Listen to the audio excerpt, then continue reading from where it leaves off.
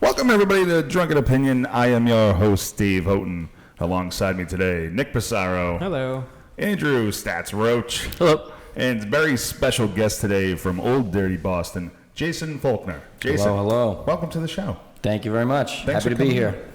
We had to bribe Jason with 3 bottles of wine to come on to the show. And I'm going to drink them all. And he's going to drink every single one of them. We are at, it's a little different in-house today. We might sound a little more echoey. We are at the WCAT studios in Winthrop, thanks to our main man, Kurt Erickson. What's up, Kurt? We're putting this video... Thanks, Kurt. We're putting this video up on YouTube, so check us out on YouTube, Drunken Opinion site, along with everything else that we'll explain at the end of the show. I'm very excited about this. Jason, I love your site.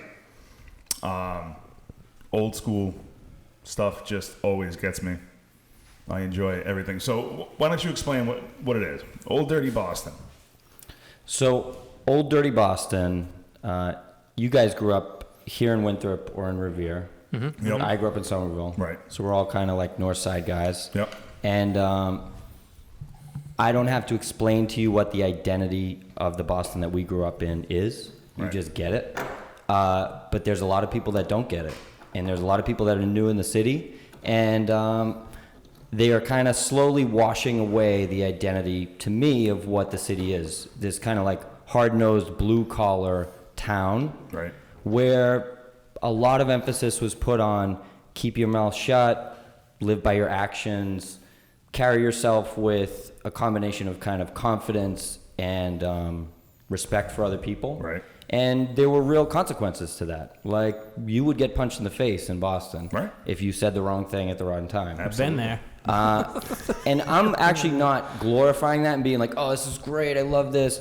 Look, I grew up around a lot of drugs, a lot of violence, a lot of stuff that I'm really happy my kids don't have to be around. Right. And I don't have to be around. I don't want, angry, violent neighbors anymore. Right. But I think that But deep down inside, maybe you do. Just a little. I miss them a little bit.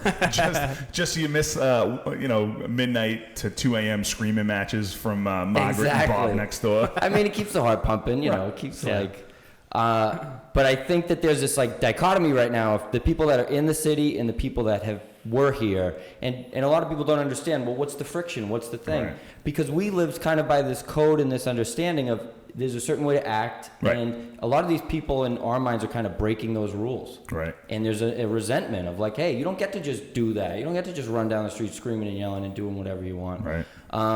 So I don't know. I think it's a cool intersection. And then on the other side of that, it's a part of me. My family grew up in Somerville. I'm third generation. The stories that they tell. My dad hung out in a bar called 10 Hills Cafe, which was shut down for basically being a coke house in the back. And there was a robbery crew that used to run out of there called the 10 Hills Gang. And was it in 10 Hills across from Assembly? It was on the backside of 10 Hills on Mystic Ave. Okay. And so that crew actually, they used to do a bunch of armored cars and all this, but one of the most famous robberies was the Hilltop Steakhouse.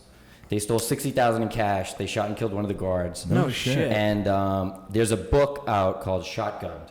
It's one of the episodes for the Old Dirty Boston podcast that hasn't been released yet. An MDC police officer, Dana Owens, was actually shot in the face by a shotgun from those guys. Wow. In pursuit after the robbery of an armored car. No So my dad hung out there. People Killed that I it? grew up... Did he? No, my dad was not involved in any of the... He probably did a lot of the drugs, but he had nothing to do with the thefts and the armored robberies.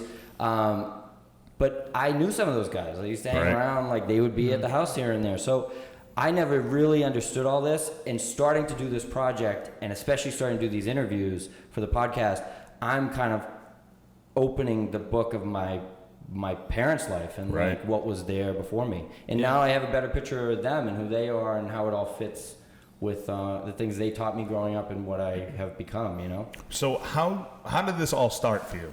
What drew you? I mean, obviously the passion to know history of where you're coming from and where you're from and family and all that shit, but what made you develop this whole thing? So I had moved to New York for a couple of years. Yeah. I was married for a long time. I got married when I was 22. it turned into a really unhappy marriage. I ended up getting divorced. And like right when I got divorced, I started working with, you guys ever see the TV show The Prophet? No, actually. And I haven't. CNBC, it's this guy, Marcus Lemonis. He's a big investor or whatever. But I started working for him, basically. Yep. And he was like, hey, if you're divorced and you're separated right now, why don't you move to New York and you can work in my office? So I said, yeah, fuck it. I'll do it. Yeah. So I moved to New York. I lived there for a couple of years. And when I came back, I kind of realized that the thing that I missed the most was just hanging out with my buddies and telling stories from when we grew up. Yep. And I I took it for granted because it was always there. I never realized that it wasn't as strong in other places. But like that's something in our identity, that storytelling tradition, the way that we sit around and just drink beers and tell great stories, make each other laugh, rip jokes on each other. Like that's really a Boston-centric piece. And so I just was like, you know what? Nobody is paying attention to these stories. Nobody really is like giving these enough attention. I want to share these. I want people to start hearing about this. They don't have to be, just for you. Yeah. Right, and they shouldn't just be for me, because I was like, you know what? I know people that were in New York or people anywhere that would love to hear this stuff. Yeah. But they just don't have the outlet. And people don't really think that like Frank who drinks beers on the corner is somebody they're going to listen to. Right. But if you sit down with Frank and he tells you some of his tales that he twisted in the 80s or the 90s, like he's the craziest guy you've ever heard. So like that's the stuff I'm looking for. I don't want the celebrity idea. I don't want all that. I want like the real streets nitty gritty of Boston, because those stories to me are really that deep and really that good. Now, how long were you in New York for? I was in New York for a couple of years. So when you came back, did you come back during those couple of years to visit? Yeah, I would come back here and there and visit. But at that time, like between the divorce and between work, my head was just kind of like spinning out. And plus I discovered Tinder a little bit at that time. So everything was, full steam ahead. But then when I came home, it was like I settled down a little bit and I was like, I really believe that there's something here in this culture that I want to do and that I want to talk about. And I started doing the shirts. So the t-shirts that are on dirtyoldboston.com, basically it's all old like orphan brands. Yeah. It's just stuff like Steve's Ice Cream in Somerville. Right. I got a Boston Braves t-shirt on. Nice, yeah, I like that. What else is up there?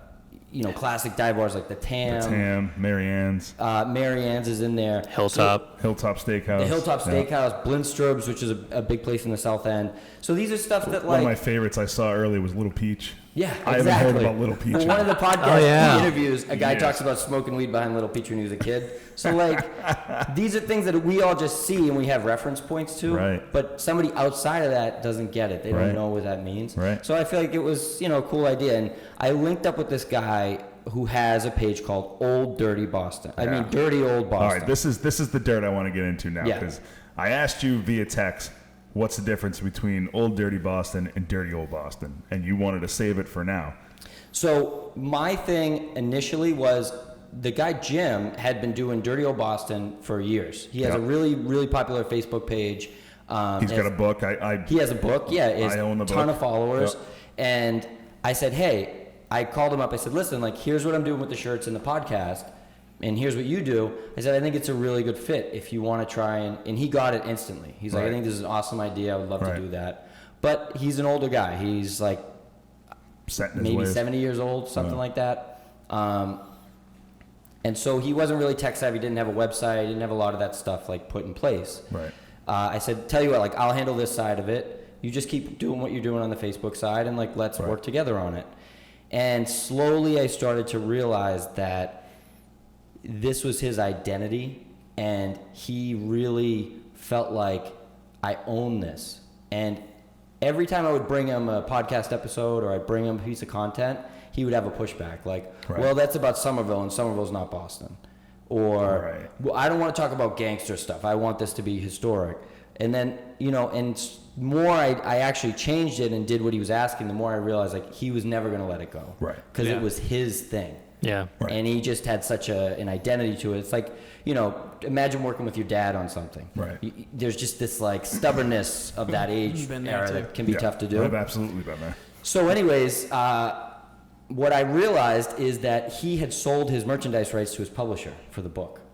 And she called me up. She said, hey, like, I want you to know that if you're doing merchandise on the website, I technically have the rights to do that. So I made a deal with her. I signed it all off, and Jim knew about all this. This Right. wasn't like, I went behind his back or anything. Right. Like, You weren't pulling the I have the carpet from under him, emails, right? sending him the contracts. Hey, you cool with this? Let's do it. Right. So I basically got the rights to use Dirty Old Boston for merch and for web. Right. And when we decided to split, I took it with me, and he's really pissed about that. Really? But hey, I sunk about $20,000 of my own money into it. Wow. I developed the site, the products. I did it all myself. I paid for all the podcast things. Really, all he did was offered a post here and there. Right. And I said, look, Jim, like, I'm giving you, this is a gift to us, man. I'm Right. paying to promote. I'm paying for ads. I'm Absolutely. doing the content. You didn't have a podcast before. You didn't have a website before. I didn't take anything from you. I'm trying to give you things. Right. Right. And he didn't want to hear it. So I said, you know what? You think this is all about your voice and your this? I said, I'll show you what this is really about. Right. It's about people love the city and people want to, Absolutely. people want to celebrate it. I have a very different perspective. And this is a little bit of a low blow, but frankly, like, he lives in Medfield. He grew up in Lexington. Right.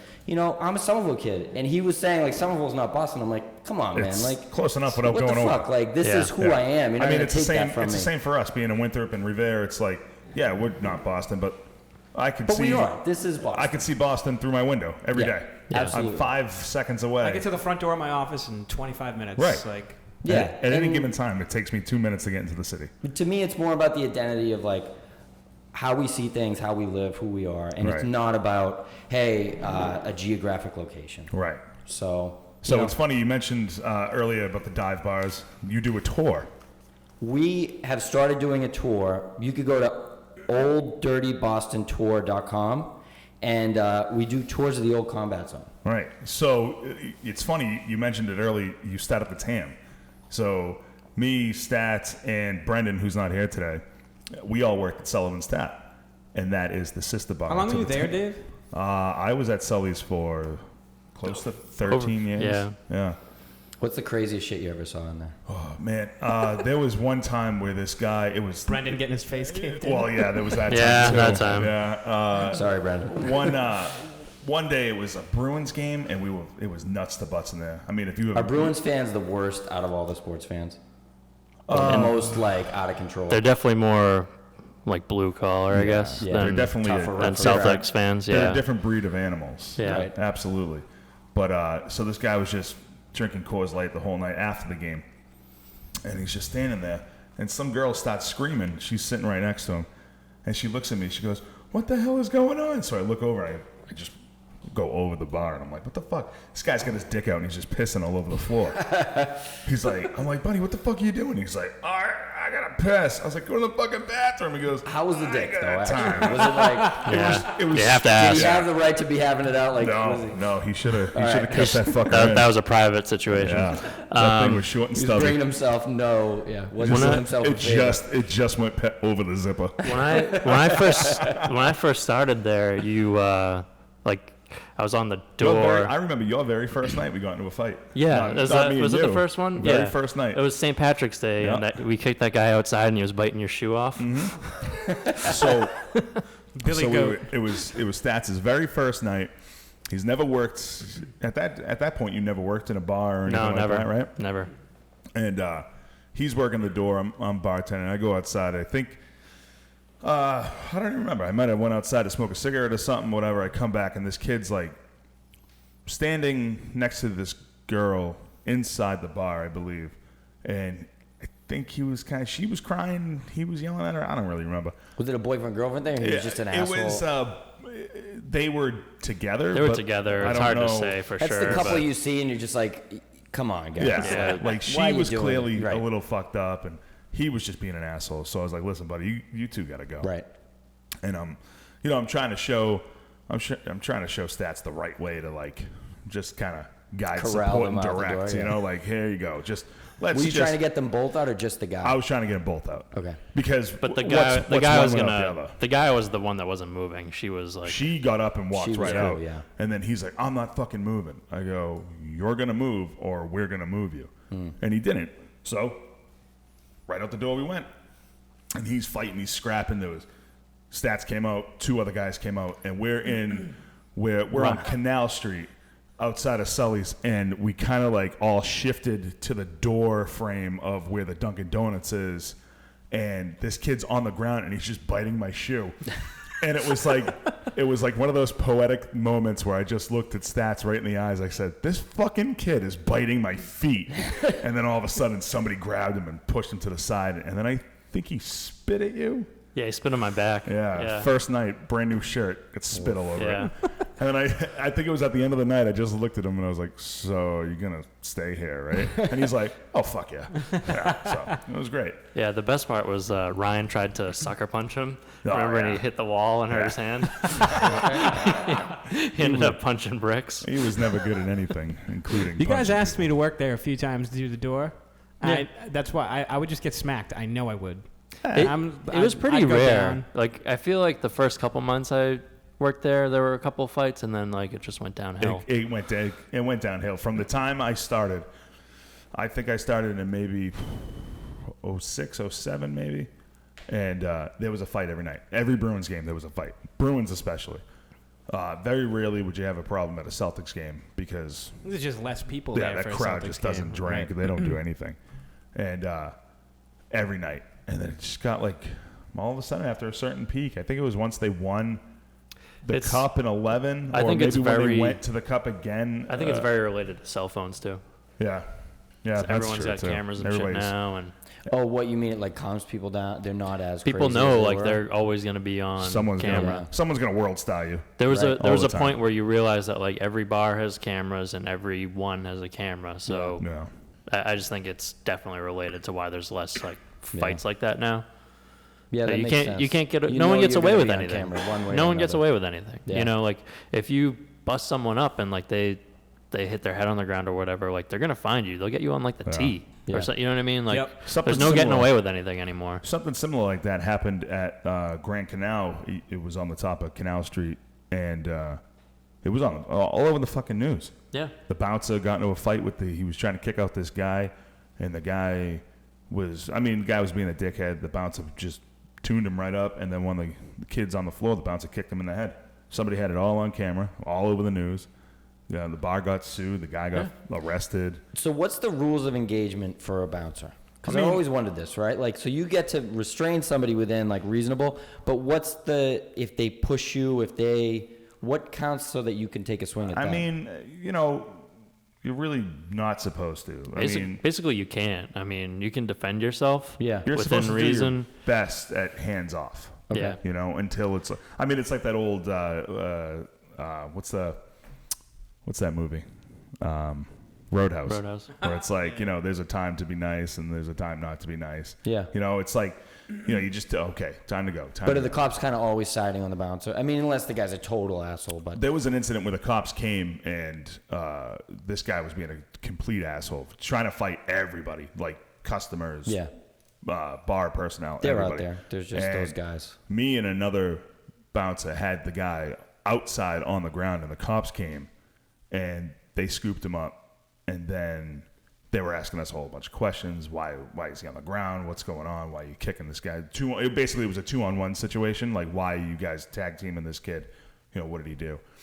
And then it was a female African-American cop, and she gets into the car with the guy, and they arrested him because clearly he was intoxicated and everything.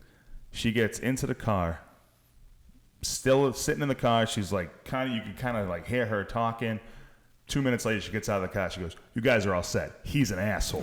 Right? And he must have Nice. said something to her that Yeah. just, okay. So, it's the same thing with, I don't want to say police, but there's a time where it's like, okay, now I got to do this. Yeah. We really very, very rarely tried to get any kind of physical No, and altercation. they basically just tell you like defend yourself and don't get hurt. Yeah. Right. And it's always just trying to de-escalate stuff.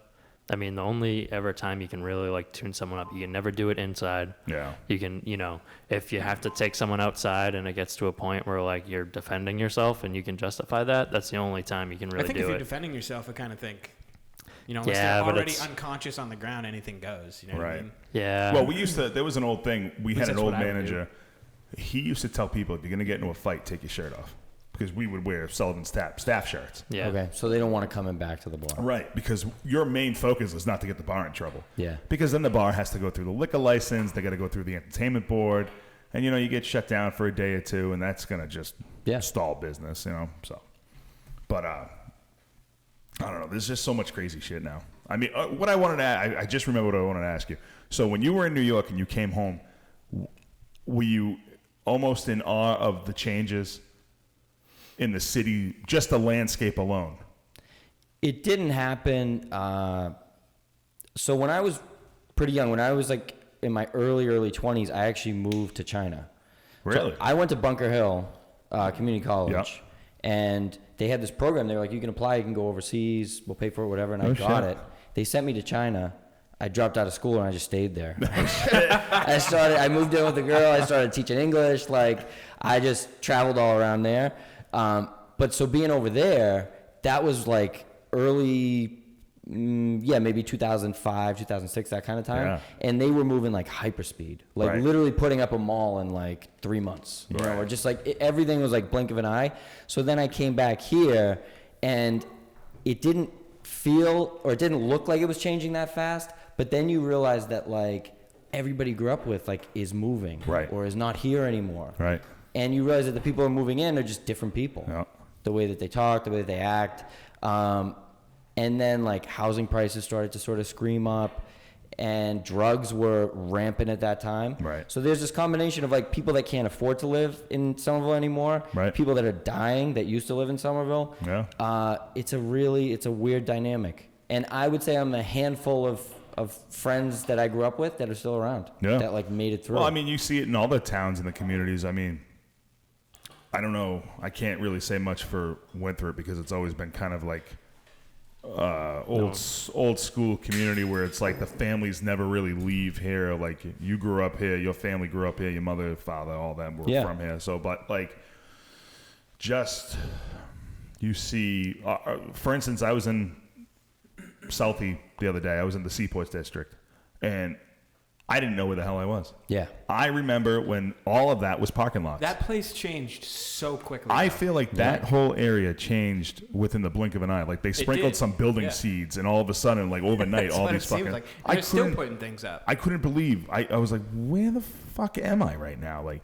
well, I'm walking back from the Pavilion to now down to downtown, and we're walking over the bridge, and we're down the street. I'm like, where the fuck are we? I was with Brendan, and I was like, I haven't been down here in, I thought, a few months, but the way it changed. But now you see like all the condos and stuff being built everywhere in all the small cities or small towns. It's just like you're pushing people out, and like all these new people are coming in. Dorchester's doing it. Half of Dorchester is still like what it was, but Right. then the other half is like this new generation, new money. Somerville is like that. South Boston, the other parts of South Boston. Revere is all about new money, and they got all these condo projects coming up. And now, So do you guys think the casino is gonna be positive, negative effect for Everett, Chelsea, all that? It depends on how they. I feel like one of them will suffer. See, that's what I was saying. There's gonna be a positive element and a negative, right? There There's has gonna to be somebody one that make more town that money. suffers from all of this. Yeah, but all the degenerates, the people that are fucking with drugs, or all the hookers, or all that, they got to live somewhere. Right. So one of those neighborhoods is gonna have to tank. It's I got- assume, or it's just gonna get real rough. Right. I mean, right now, what's one of the shittiest towns? I mean, Everett. I don't Everett's know. not great. I mean, Everett's Chelsea, Everett and Chelsea's Chelsea, kind of really. on an upswing, but I mean, like even still, it's a rough Chelsea's area. kind of different because it's more of like a Latin Spanish community. Like it's not so much. A lot of Vietnamese there too. A lot of Vietnamese there. There used to be a lot of Vietnamese in Revere too, and I think they all kind of moved out.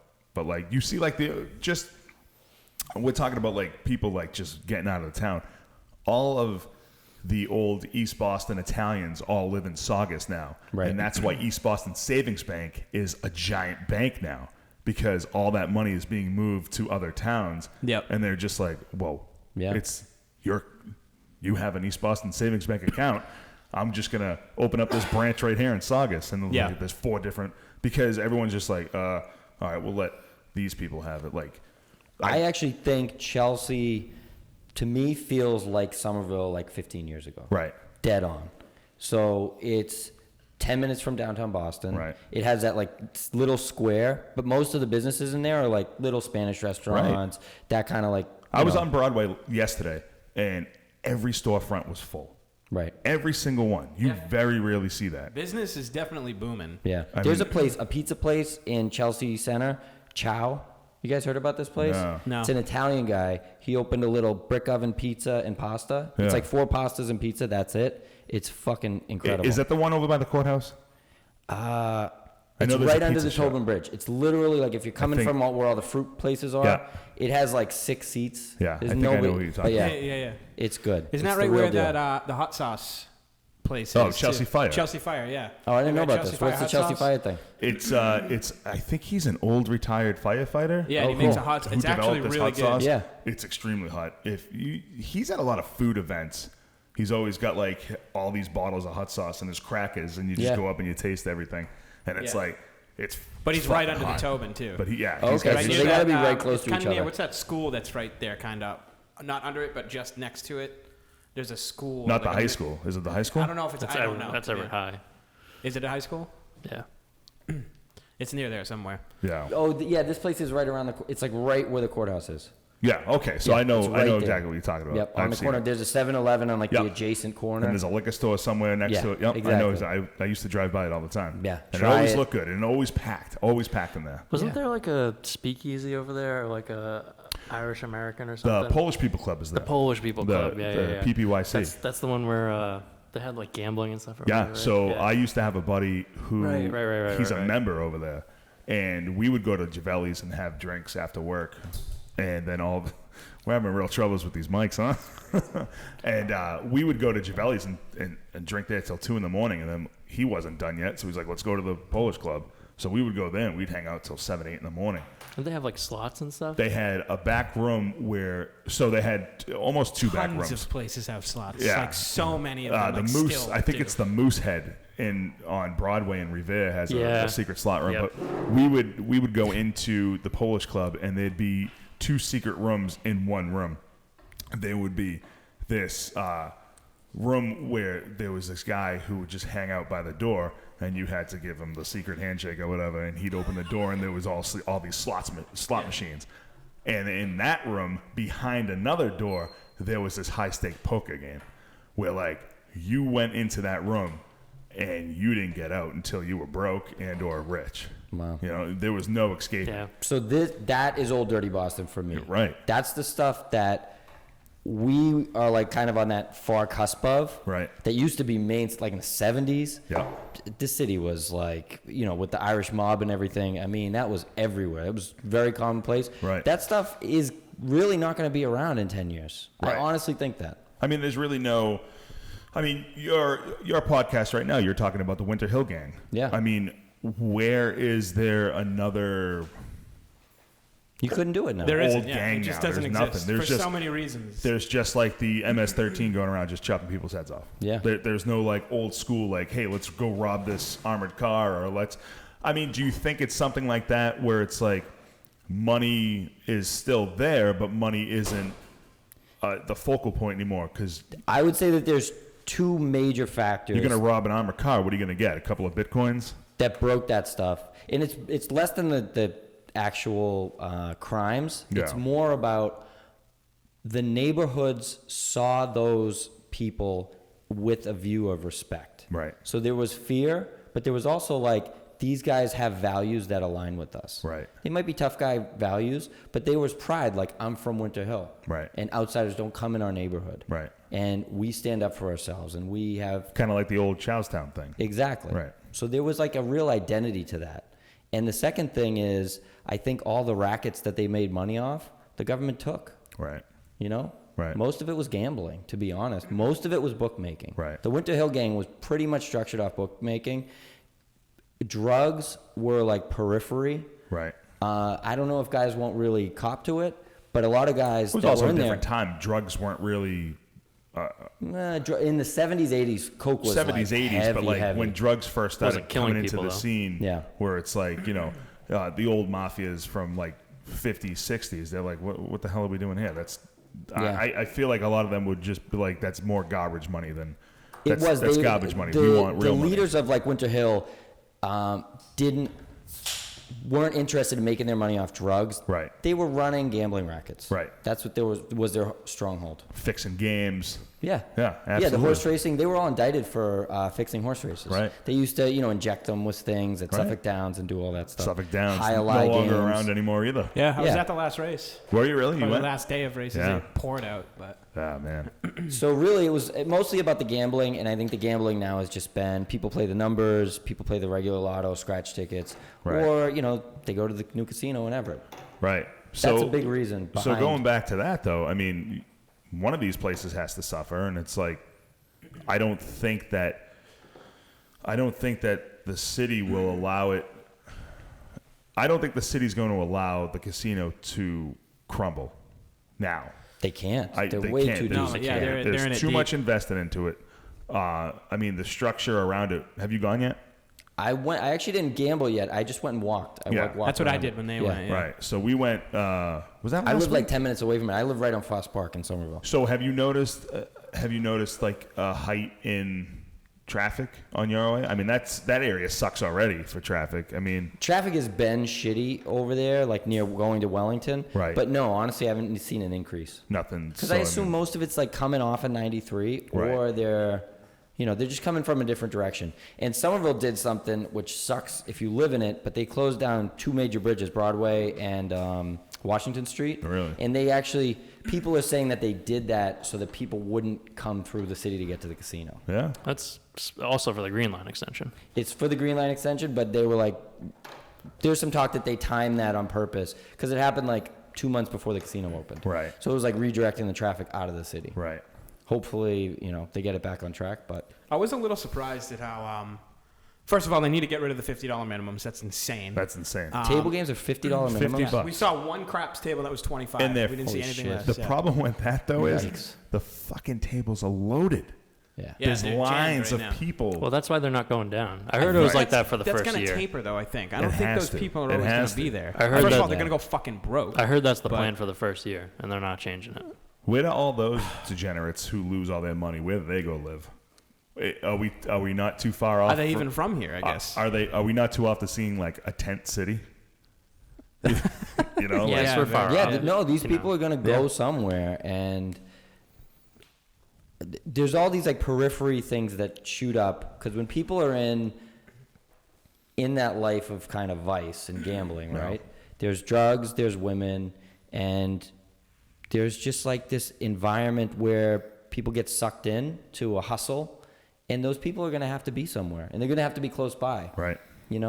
I mean, I don't know. What's the site that used to have all the prostitutes and stuff? Backpage? Backpage. Backpage. So I Backpage mean, got shut down. I don't know. Right. Who answered first? Gotcha. Yeah. Where do those people actually, like, how do they find clients now? How do they, I really don't know. Yeah. But I mean, that there's going to be that industry Oh yeah. in a casino environment like that. Absolutely. So what does that create? What after layers of, It just gets. I mean, what? It's like peeling an onion, right? Yeah. It's just going to be layers and layers. I guess, what if you look at, so Foxwoods is like a successful casino. What are the outskirts of that area like? Because it's on a reservation, really. So, that's where but that's in the woods. Like, Right. you have to drive through nothing to get there. Right. Right. This is like There's in the middle nothing of that can cities. be There are impacted. houses right there. Yeah. Yeah. There's literally Mike's roast beef. All those houses in the back. Yeah. And I left Encore and went to Mike's out of principle. I Yeah. was like, I you know almost what? did, I'm yeah. gonna have my lunch at fucking Mike's. I was starving. We I almost had did. to go, yeah. But we ended up eating fucking breakfast sandwiches at Dunk's inside the casino. Oh yeah, right. Yeah, we went all the way to Classy the casino broads. to get Dunkin' Donuts, where we could have just stayed home. You recently had a podcast episode where you spoke with the woman who used to work at in the combat zone. in the combat zone. So I have one episode which is a woman. Her name was N.J. Osberg, and she started as a stripper at the Naked Eye, a club in the combat zone, and kind of transitioned into being a full prostitute, a hooker. Right. So she was working for a pimp, and she said he set her up with an apartment on Beacon Street, and basically it was like a 1-bedroom studio, and he would drop her off like a few grams of coke at the beginning of the night, and her job was to just go out and get as many guys as she could. And she was really, it was like hand in hand. It was like if she wasn't doing coke, she wouldn't have been a hooker. Right. And if she wasn't a hooker, she may not have been doing coke kind of thing. Yeah. Right. So that ended up transitioning into crack when that came around. Right. And she's like, that's when it spun out. And that's when things went from like a good time and a party to like, you're just chasing the high. Right. Everybody's aggressive. Everybody is kind of like really dug in.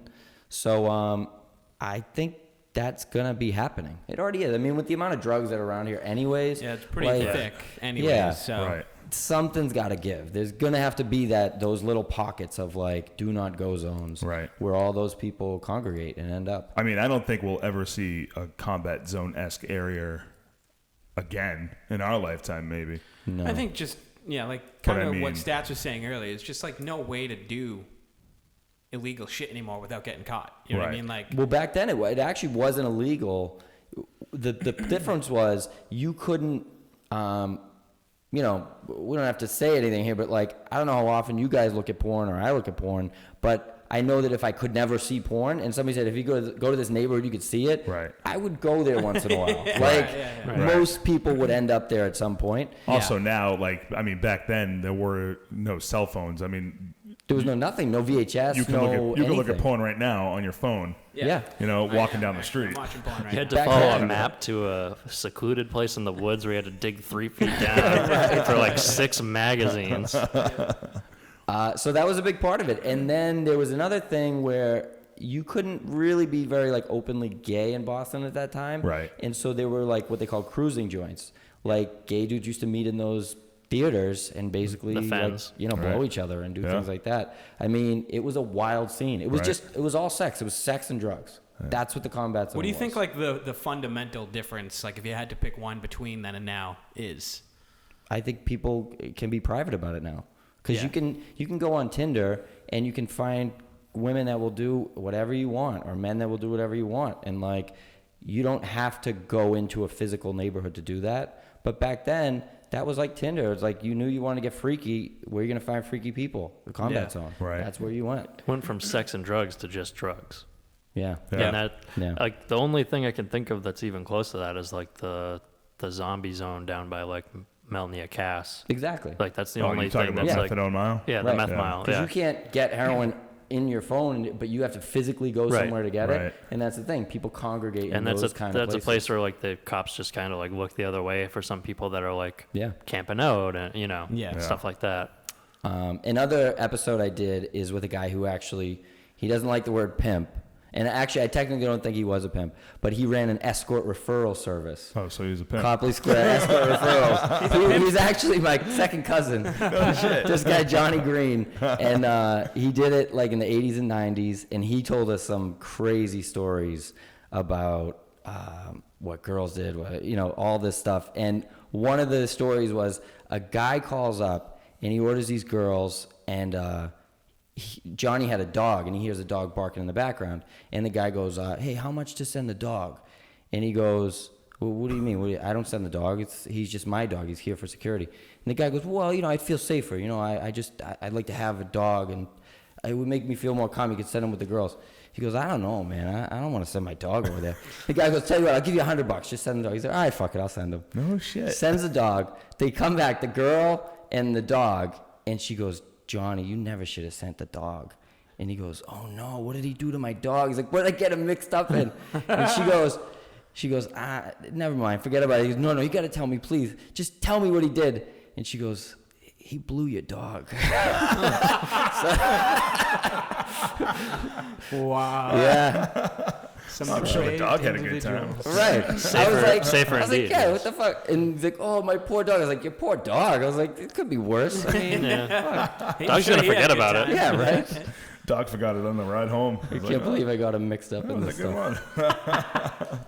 But that's the thing, man. Like everybody in their lives and in our lives, we have crazy stories, Right. and there is definitely a unique spin on those stories coming from Boston. Right. Different perspective, different attitude towards it. So that's what I have fun with. That's what I really love. Yeah, And I mean, I love the whole concept of it. It's truly an amazing idea for someone who's like a make pretend historian like myself, where it's like I just like looking at pitches where I don't have to do any research, because you do give a good clump of information through every picture that you post as well. yeah, I mean, try and give like a real. To me, this is all about stories, and the photos are so captivating on their own. Right. But in reality, like it's all about like what's underneath. You know, like what was really happening to people. You the actually humanity do of it, something where I think all of us here are guilty of. You send people down rabbit holes because you give this information, and then all of a sudden it's like, well, let me, what's this about? Like you posted the picture. Yeah, please. If you have like something you looked into, Was the Chinatown. There was a murders? photo of the murders in Chinatown. Yeah, the Toothless And Wall murders. Yes. Yes. And then it's just like, what's this? Right. And it's like, then you start checking this out. Do you Yep. know any other information about that whole? That's one of the stops on the Combat Zone tour. Is it really? It is. So it's right now. It's like We absolutely have to it's a do hair this tour. salon, but it was basically an underground gambling den, like a card room. But they played mahjong. Yep. And it was heavy runs. It was like guys would be betting their businesses. They'd be betting like six figures in those that's rooms. fucked.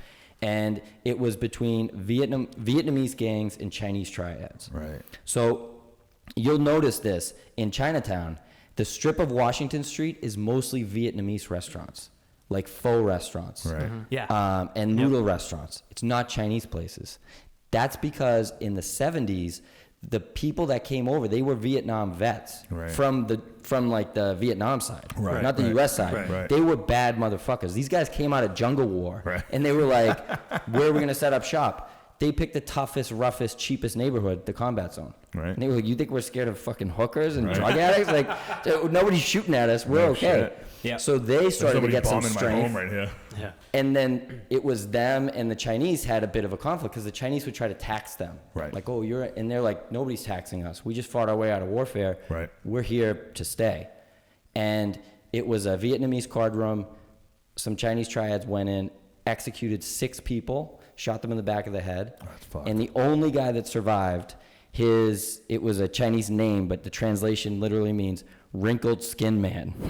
He was like the manager of the place. He crawled out and basically like told them who it was that pulled the triggers, and they extradited 2 guys out of China and actually eventually convicted them. No shit. Yeah, Oh, put them in shit. jail. Yeah, that's crazy.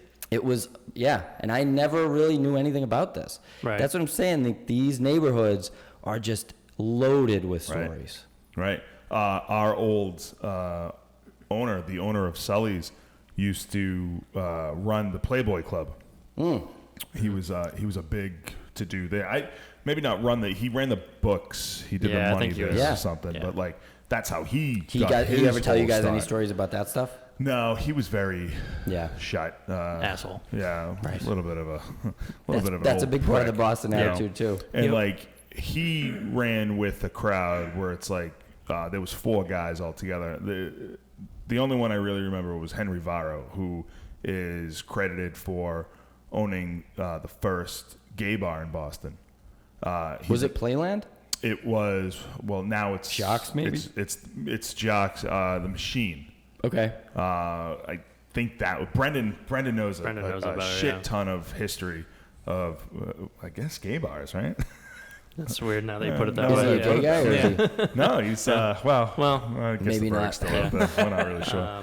But he knows a ton of bar history, which I was kind of upset when he said he couldn't make it because Yeah. He No, would've that been- would be.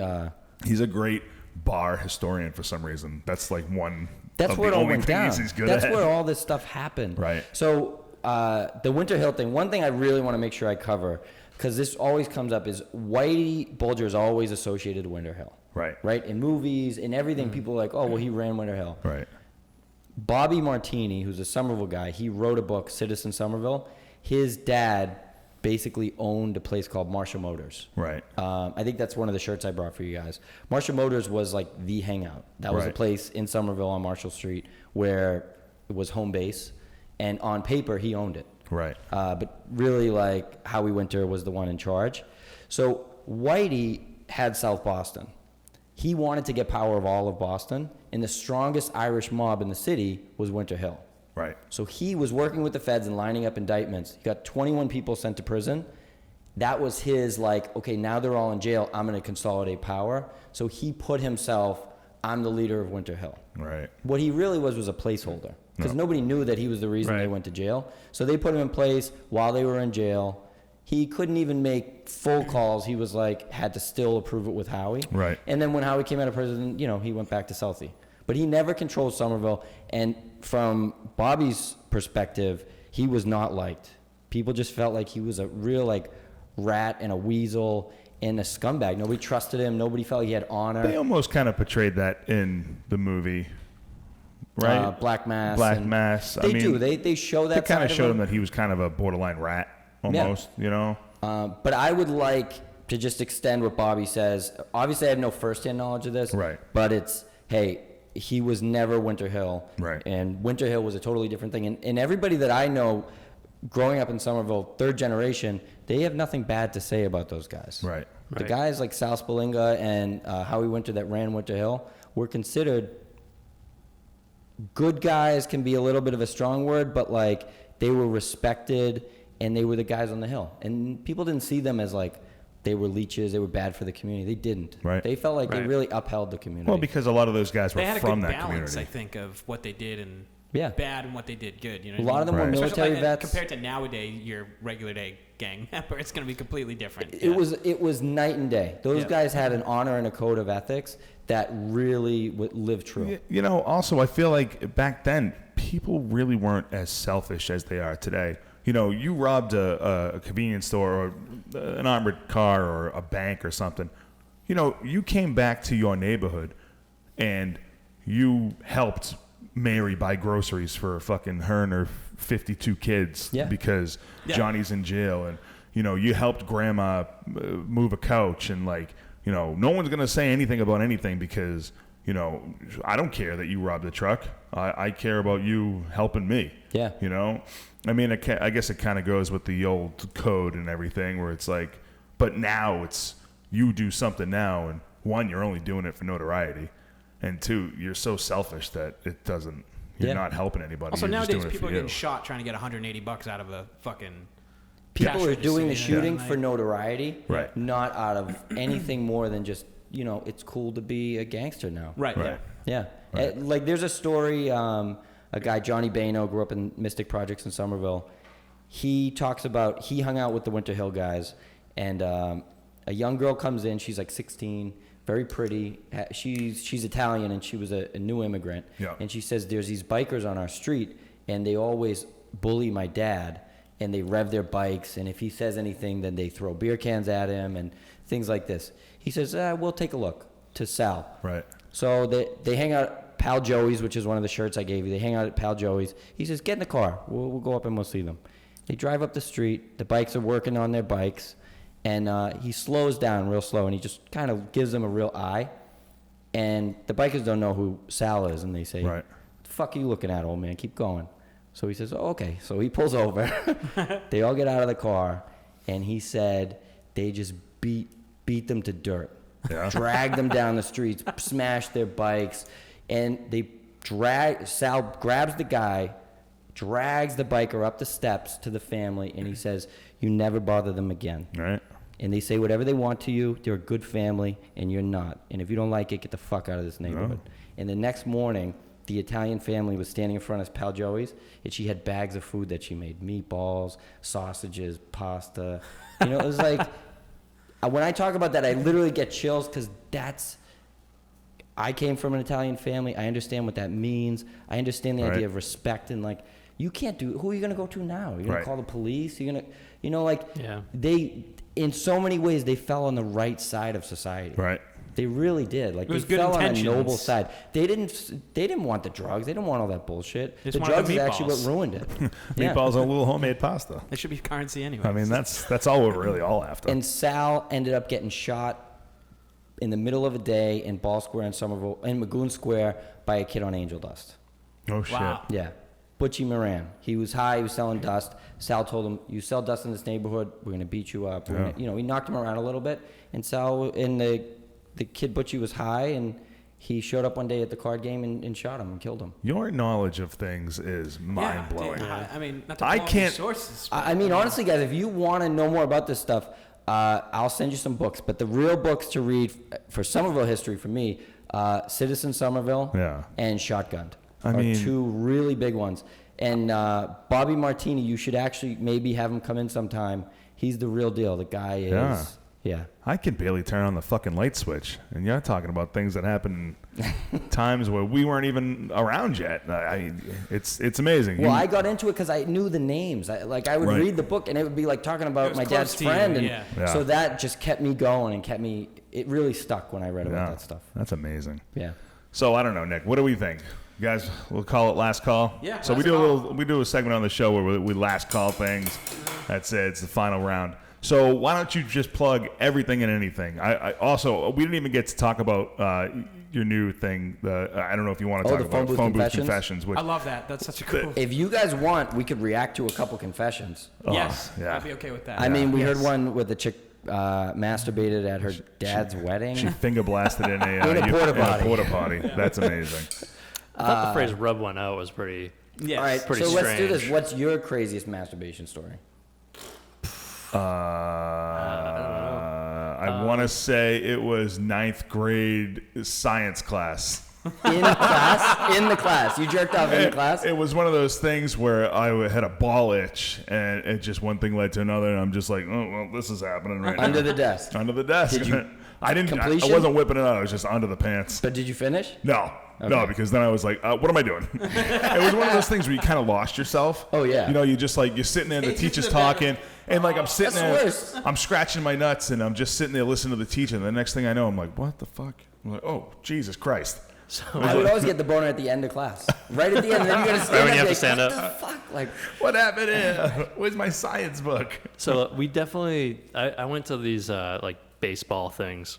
I used to play baseball all the time, and like these travel things, and like a lot of times they make you stay in these like barracks basically, where it's just like bunk beds all the way down. It's all one big open room. I remember I was like probably like 11 or 12, and like you just can't help yourself. I remember like just being like you couldn't sleep or whatever. You're just like, I don't know what the fuck to do. So you just like start doing that, and then like I remember just like taking a breath and kind of like looking around, being like, I'm definitely not the only one doing this right now.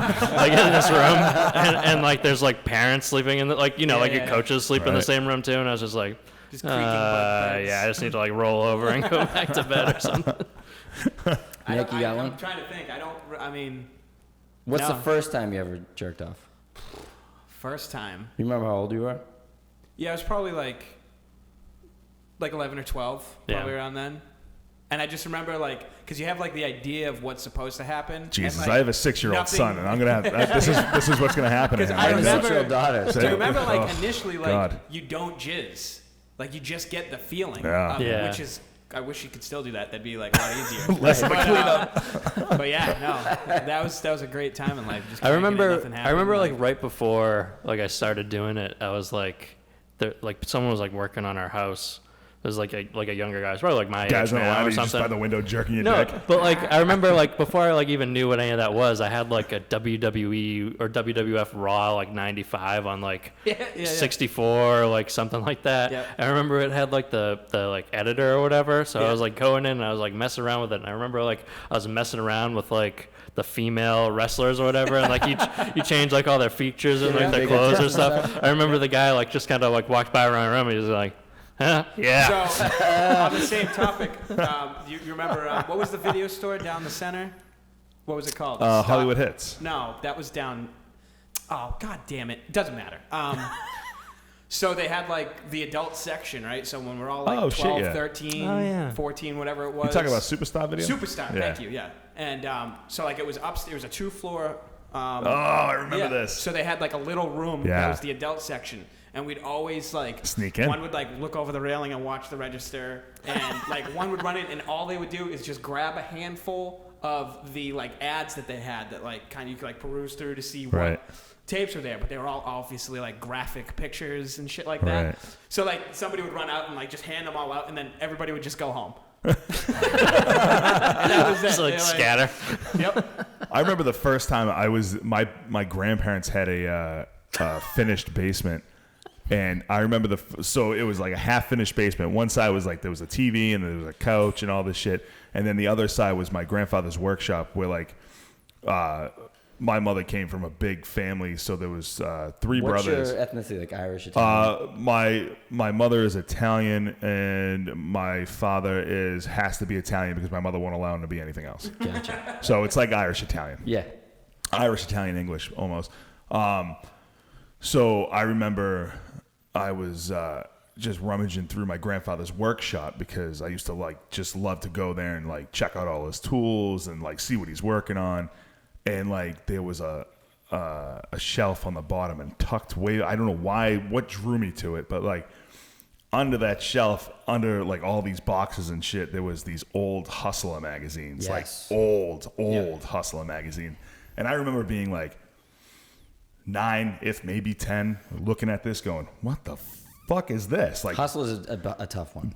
bitches just spreading their pussy right up high with their Yeah, fingers. I'm dude. like, is that what that looks like? I'm like, oh my God, I don't want to do it. And then like years later, I'm like, yeah, do it. This is great. Yep. I mean, one of my buddies gave me a Hustler. So the first time I remember I ever jerked off, remember, so the Spice Channel? Yeah, oh yeah. Oh yeah. But it was like, You can it watch used it. to be squiggly lines. Yeah. And we would watch squiggly lines, and I would get a boner, but I didn't know what to do with Right. I it. see a tit every now and again. But then they put in the new cable system, and you had to have the code. Oh, it was just yeah. like order code, Yeah. and I cracked my parents' code at like 1 a.m. No shit. And that was it. It was Yep. some chicken like white long johns.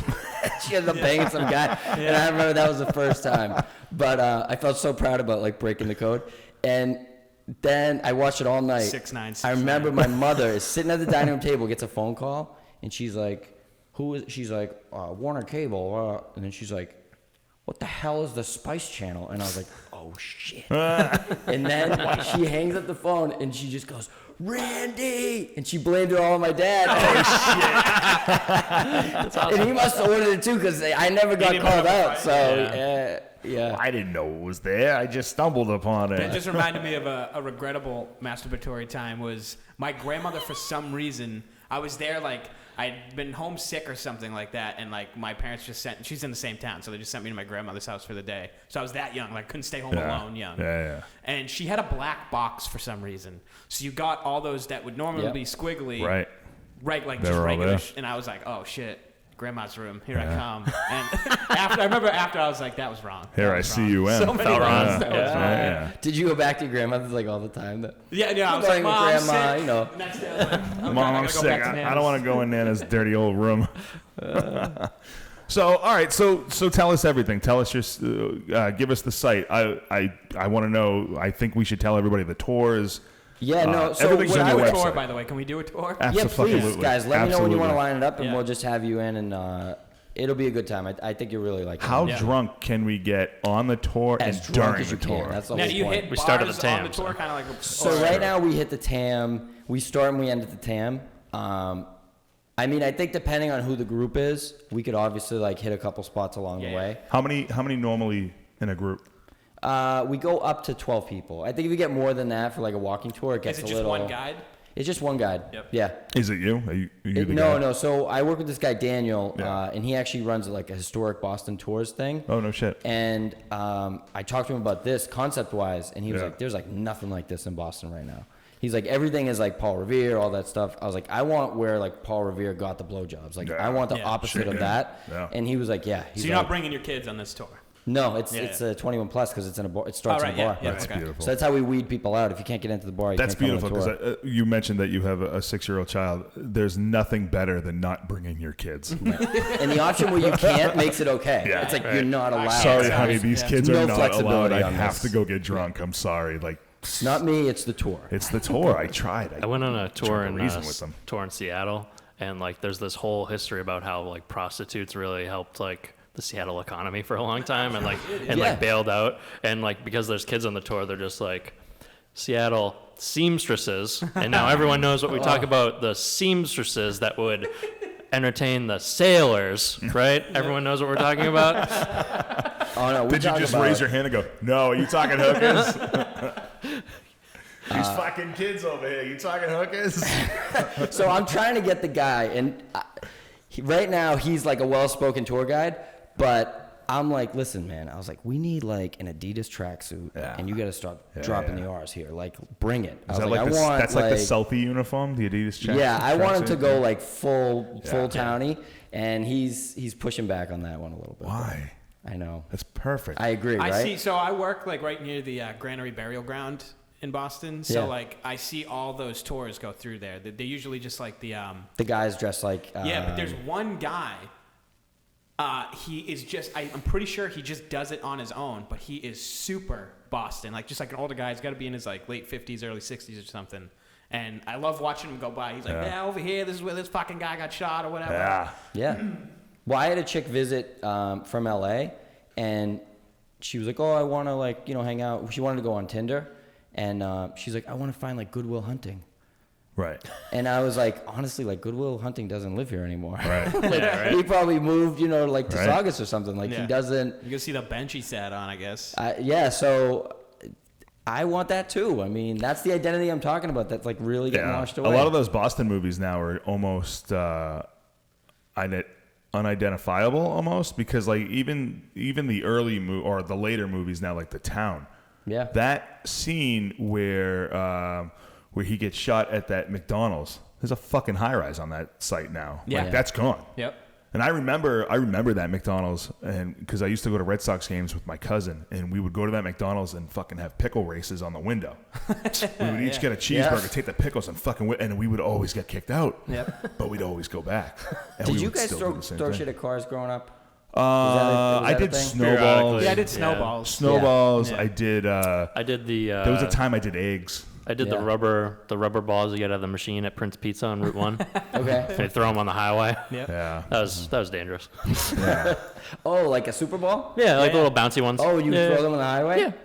That would freak you out. Hitting I had a windshield. kid throw a rock at my car once, and I almost fucking killed some of them. Like, I was so pissed off. And then I'm like, I got so pissed when I heard the rock hit my car, because I knew it was him. I knew he threw a fucking rock. How old do you think he was? He had to be 8, 9. If you could have got him, you think you would have given him a slapper? No, because, halfway down the street. My buddy punched a 12-year-old kid once for a snowball. Punched him straight in the face. Everybody should get one a year. You get to fucking label. That's what I'm saying. There were rules. One Where, a year. like, we lived by the rules of if you get caught, you're going to get punched in the face. Yep.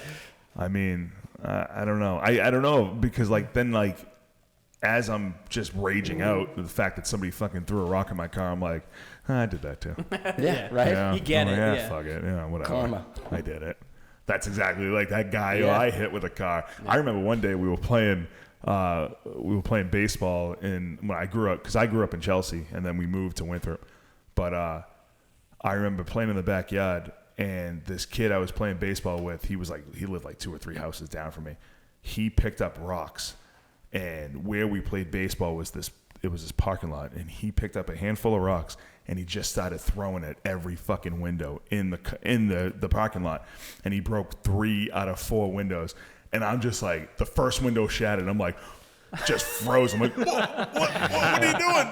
He's like, let's break shit. I'm like, no. And There's I just always that one friend. booked it home, and I ran in the house, and I remember I was fucking crying because my father opened the door. Right, so I was like, "Oh my god, he already knows. He already knows. He's gonna kick the shit out of me." Would your dad have hit you when you were a kid, or like did he? He still hits him now. Yeah, he still hits me now. Yeah, he would. I mean, he wouldn't beat me like a abusive father, but I got reprimanded. Yeah, absolutely. My mother used I to got have smacked around for sure. My mother used Not to have bad, but this red spatula. She used to take out of the drawer, and if we did something, she'd fucking whack you on the ass. Ninjas with that. Yeah, my grandmother got me in the knuckles with the wooden. Yeah, spoon. my grandmother hit me in the knuckles. Yeah, I used to get the black pepper on the tongue if I lied. Oh, really? Yeah. Yeah. One time, my mother. How does that work? What is that one? Yeah. Oh, you didn't know about I don't know the black pepper one. So my mother always had this thing. She was like, "Let me see your tongue." Like I would tell, she'd ask me a question, and if she didn't believe that I was telling the truth. Yeah. Dave, did you eat again? She goes, "Let me see your tongue," and I would take my tongue out, and she goes, "It's fucking black." She goes, "You're lying," and I go, I don't. That's some real greaseball shit right there. And Honestly, then she would real Italian. she would take my tongue and she'd put pepper on it. She goes, "That's what happens to liars." And I'm like, Were you usually lying though? I don't think that's "Yeah, a usually." thing. She was absolutely right. She was dead on.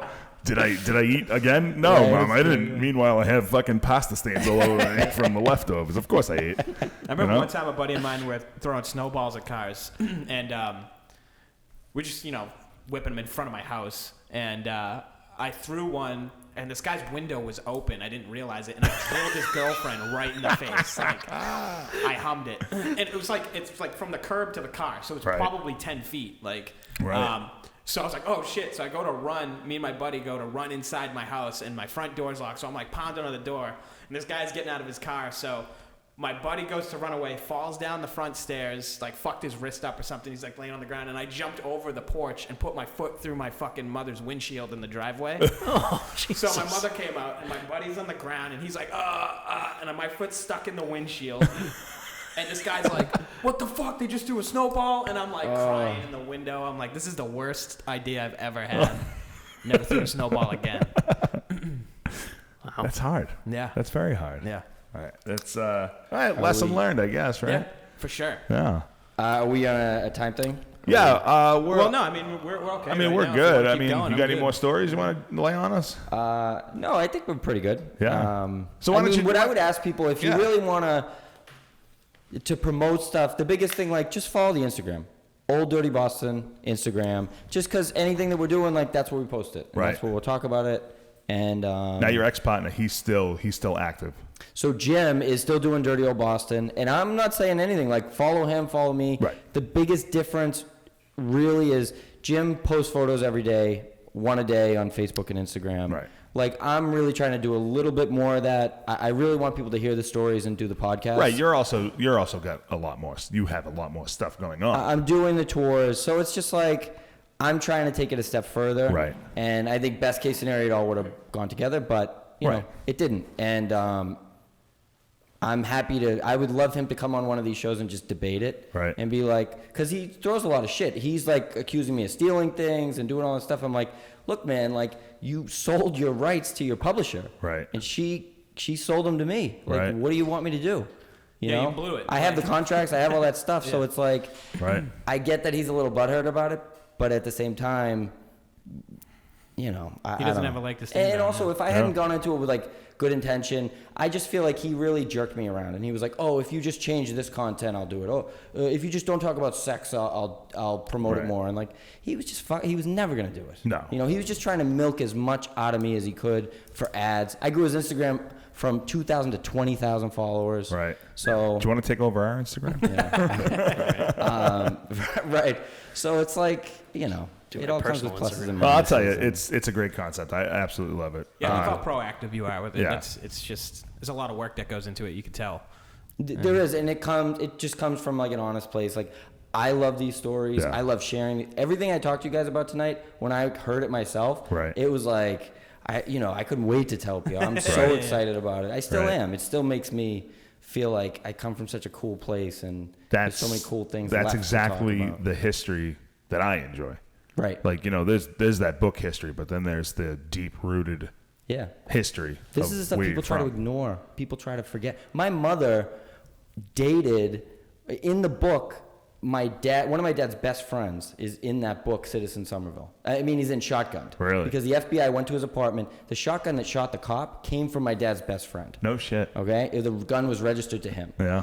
And I told my dad, I said, I saw, I won't say his name, but, you know, Michael so-and-so, I saw that the gun came from him. And my dad starts laughing. He says, how'd you hear that? I said, I read it in the book. He said, well, guess who was at the apartment when the FBI went? My mother was at the apartment. She's the one the FBI questioned. That's wild. That's crazy. So I was like, this all just ties right back for me. Yeah. Which is a crazy, crazy thing to discover. It's they would funny. never tell me that. They would like Absolutely. never let me know this stuff. I mean, when my grandparents died, especially when my grandmother died, I found out some shit that she was involved in. Like, there was a family rumor that she dated the Boston Strangler before he went nuts and Wow. started killing all those. Now, whether it's true or not, Yeah. I don't know. It is now. But like, it is now. Yeah, and right. in my eyes, it's like, yeah, fuck yeah, she did that. That's Makes right. sense. Absolutely, makes sense now. We're all crazy. She likes the Strangler. Yeah, she likes a little pressure. Likes a little joke action. I don't know. Makes Harder, sense. harder. Makes Maybe- sense of why I like it. No, I don't know. So the site is olddirtyboston.com. Check it out on Instagram. So the site, I hate, sorry. Go for it. This is very confusing, and that's why I direct people to the Old Dirty Boston Instagram. But Right. Dirty Old Boston is the website where the shirts are, and you can find a lot of the links and all that stuff. But the link is in the Instagram page. The link is in the Instagram page, and also the tour stuff. Please, maybe we could put a promo together or something. Yeah. I would love you guys to just come on for free and check the tour out. Yeah. But Absolutely. this is a chance to like step into, again, one step deeper. It's like you look at it on your phone, but when you stand on that corner, you look at the pictures of what it used to look like, and then you hear the story. It's a real Start to thing. feel it. Interesting. Yeah, I like Yeah. that. You start to feel it. Like this is the back alley where so and so was robbed, and Right. this happened, and these murders happened in that doorway. Like that's, Yeah. yeah, you That's feel amazing. It's it. really cool. Yeah, we definitely got to get together and do this Absolutely. tour. Absolutely. So check us out at drunkenopinion.com. This show will definitely be up. Well, This week. you're listening to it now, so it's up now. So congratulations, you got it. Check us out on Twitter at Bad Drunks. Go to our Instagram page at Drunken Opinion. Check us out on Spotify and iTunes at Drunken Opinion. And Jason, thank you so much for coming on. This was a Jason. blast. This has been great. great. Yeah. Yeah, guys, I'm really happy that This we did is that. this And is you- an awesome history As lesson. soon as we sat down and we started to talk, I knew like these guys get it. Yeah. You have that. That's the frame of reference I keep talking about. Is Right. if you're in it and you're a Boston guy, like you know what I'm talking about. Right. Yep. And I don't have to explain a whole lot. It just it makes sense. Yeah. So, You know who would have Thank you loved for this getting fucking it. show? Dalia. Dalia. Yeah. We got a I friend. know. He just recently Yeah. moved to San Francisco. Well, shit, not recently. like 10 years He's been now. there. He's been there for like 4 or 5 years now. He is Boston through and through. Like Yeah. he's hardcore. He grew up in Winthrop He's probably with going us, to but call like, you once he hears this. Yeah. He just wants to Yeah. talk. Send we it to gotta. him, You know let's- what? Next time he comes, we need to go do the tour like If we can do ASAP. the tour with him, that'd But be if great, he goes yeah. he comes back home soon, we'll do the tour again. I'll do this tour 1,000 We'll times. make it out of the Hell yeah. jam. Yeah, that's true. And honestly, I would love He's to also come back. he's also a 2-beer queer, I think they're called. Yeah. Right. Yeah, so like he won't make it out of the he won't make it out of the TAM. TAM. That's the best. Yeah. And we end the tour if you want. We give you the option. You can go back to the TAM or you can go to the Glass Slipper. Yeah. They give us free passes. Yeah, I want to Oh, go that shit. way. So Yeah. the girls at the Glass Slipper. Worth it. Yeah. No offense if anybody is like married to a Glass Slipper girl, but they are.